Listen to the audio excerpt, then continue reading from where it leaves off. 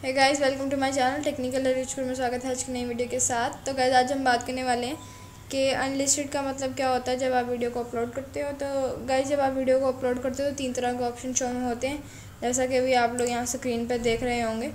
ठीक है, आपको 3 तरह के ऑप्शन शो होते हैं। एक होता है प्राइवेट, फिर होता है अनलिस्टेड और तीसरा होता है पब्लिक का।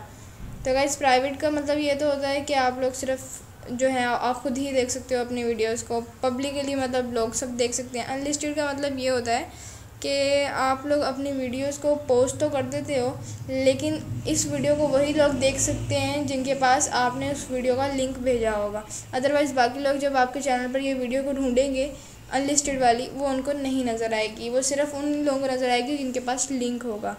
तो गाइस अनलिस्टेड वीडियो का सेकंड फ़ायदा ये भी होता है कि ना आप लोग इसको इस तरह इस्तेमाल कर सकते हो कि जैसे आप लोगों ने अपनी कोई वीडियो पोस्ट की है या कोई टाइम कम था, आपने टैग्स नहीं दिए, वीडियो इतना अच्छा टाइटल नहीं बनाया, या फिर ऐसा कर लें आपने थंबनेल नहीं बनाया, तो उस सिलसिले में या अनलिस्टेड जो होता है ऑप्शन या भी हेल्प करता है। ये लोगों को नज़र तो नहीं आता, लेकिन आप जिनको शो करवाना चाहते हो वीडियो उन तक पहुंच जाती है लिंक के ज़रिए।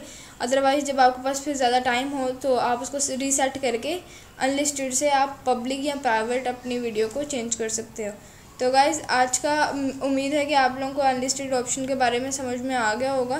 तो गाइज़ जो लोग इनको यूज़ करना चाहते हैं वो इनको यूज़ कर सकते हैं। और आज की वीडियो के लिए बस इतना ही। मिलते हैं अपने नेक्स्ट वीडियो में। सब्सक्राइब करें चैनल को, लाइक करें वीडियो को।